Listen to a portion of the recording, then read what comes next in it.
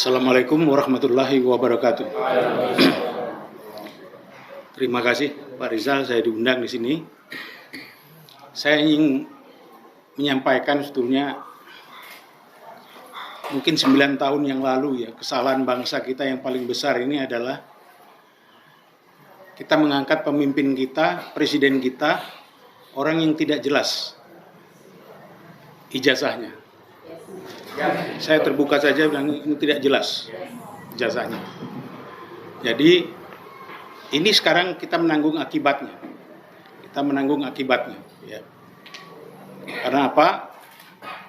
Karena presiden itu walaupun mana nggak bisa kita coba-coba, harus orang yang mempunyai kapasitas yang betul. Kapasitas yang betul-betul mumpuni. Tidak seperti sekarang ini. Ya. Maaf saya katakan kalau saya mau tidak ada masalah itu. Dan pada waktu tahun 98, saya juga pelaku di sana ya. Sebagai Komandan Kormar, saya pelaku, saya melihat kekuatan kita itu hanya dua, gabungan daripada mahasiswa dengan TNI. Gabungan. Saya kalau sudah masuk di sana, namanya Pak Dr. Haryadi Darmawan, dia bilang, Mas Harto, saya bawa 14 truk ini ke sana, susah masuk. Tunggu dulu Mas, nanti kita masuk. Dan masuk.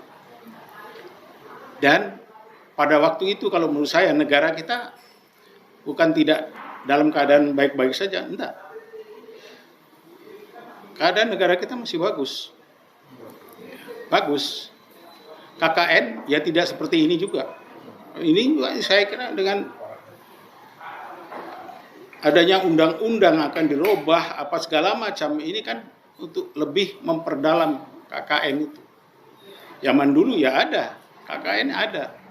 Tapi setelah 30 tahun memerintah Pak Harto, anaknya, dan dia punya alasan anaknya jadikan menteri sosial, udah 30 tahun, dan dia juga sebagai ketua Golkar apa segala macam. Di sekarang terus terang yang saya komplain sampai saat ini, saya komplain terus terang. Kita 78 tahun merdeka ini tidak pernah satu detik pun kita melakukan Undang-Undang Dasar 45 secara murni konsekuen. Tidak juga dengan Bung Karno. Pemilu kita pertama tahun 55 berapa mungkin? Partainya 98 apa sih? Sekarang juga partai tidak tahu berapa. Padahal kalau menurut saya terus terang nggak, partai ini legal standingnya dari rakyat mana? Tidak ada.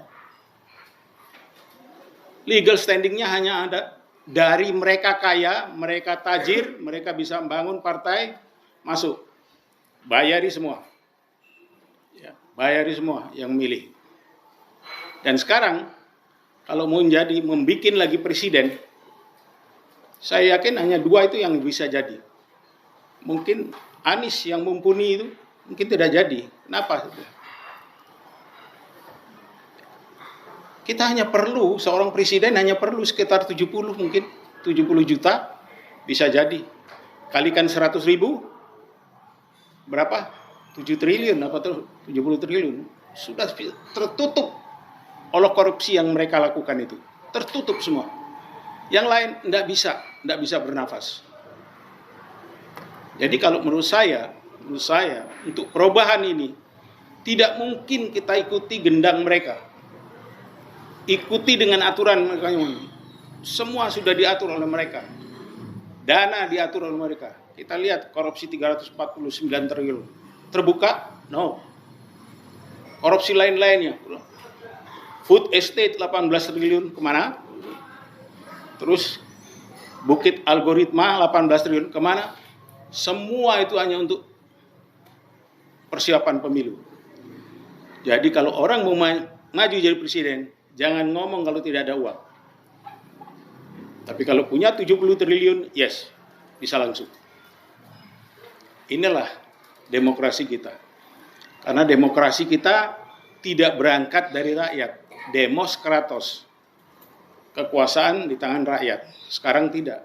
Kekuasaan begitu oligarki politik, para parpol ini bersatu dengan elit oligarki ekonomi, ya seperti ini jadinya kita. Kita akan dimiskinkan.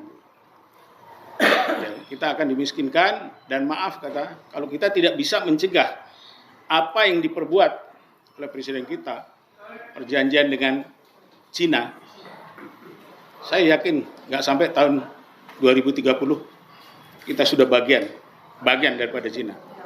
Ya.